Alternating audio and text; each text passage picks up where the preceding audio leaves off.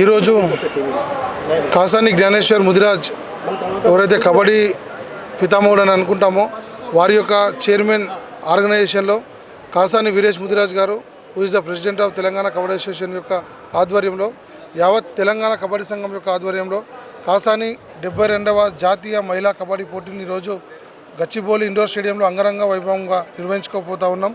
మరికొద్ది సేపట్లో sports minister గారి యొక్క ఆధ్వర్యంలో దీనికి సంబంధించినటువంటి ప్రారంభోత్సవం అనేది జరుగుతూ ఉంది. ముఖ్యంగా దీనికి చాలా ప్రత్యేకత ఉంది. ఎందుకంటే హైదరాబాద్లో కబడ్డీ టోర్నమెంట్ అది కాసాని గారి యొక్క ఆధ్వర్యంలో అంటే ఒకంత అంచెలతో భారతదేశంలోని యావత్ కబడ్డీ లోకం అంతా కూడా ఎదురు చూస్తూ ఉంటుంది. అందులో భాగంగా ఈరోజు మీరు ఇక్కడ ఉన్నటువంటి ఏర్పాట్లను చూసుకుంటే అర్థమై ఉంటుంది. ప్రో కబడ్డీకి తీసిపోకుండా ఈరోజు మేము కబడ్డీని నిర్వహించబోతా ఉన్నాం.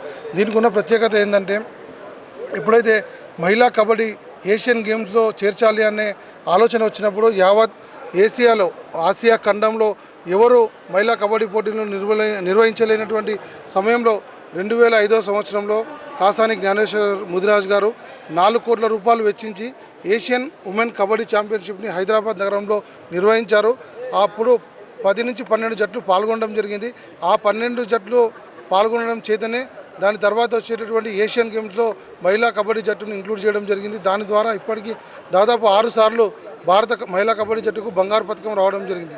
ఈ సంవత్సరం యొక్క ప్రత్యేకత ఏంటంటే భారతదేశంలో మహిళా కబడ్డీని డెవలప్మెంట్ చేయాలని చెప్పి అమేచూర్ కబడ్డీ ఫెడరేషన్ ఆఫ్ ఇండియా ఆలోచిస్తున్న సమయంలో ప్రో కబడ్డీని పురుషులతో పాటు మహిళలకు కూడా పెట్టాలి అనే ఆలోచన ఉన్నప్పుడు మహిళా కబడ్డీ పోటీలను అదే రేంజ్లో చేయాలి అనే ఆలోచన ఉన్నప్పుడు తెలంగాణ కబడ్డీ సంఘంపై amateur kabaddi federation of India వారి నమ్మకంతో మాకు ఈ యొక్క పోటీని అప్పగించడం జరిగింది.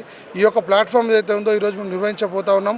రాబోయే కాలంలో మహిళలు ప్రో కబడ్డీలో పాల్గొనేదానికి ఒక ప్లాట్ఫామ్గా ఉంటుందని చెప్పి మేము గర్వపడుతూ ఉన్నాం.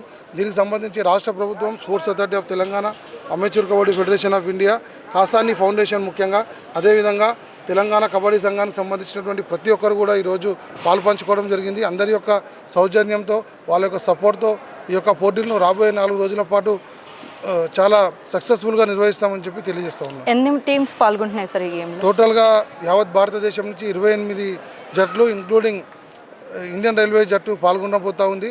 ముఖ్యంగా ఇందులో మొన్న 2వ మహిళా వరల్డ్ కప్లో బంగారు పథకం సాధించినటువంటి 14 మంది క్రీడాకారులు, అర్జున అవార్డీస్, అదేవిధంగా ఇంటర్నేషనల్ ప్లేయర్స్ చాలామంది కూడా పాల్గొనబోతూ ఉన్నారు.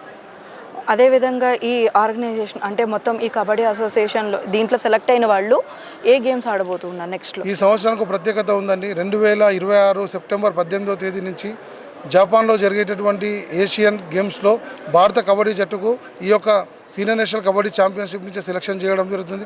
దానికి సంబంధించి ఇప్పటికీ amateur kabaddi federation of India 3 Arjuna awardees Nita దాడ్వే,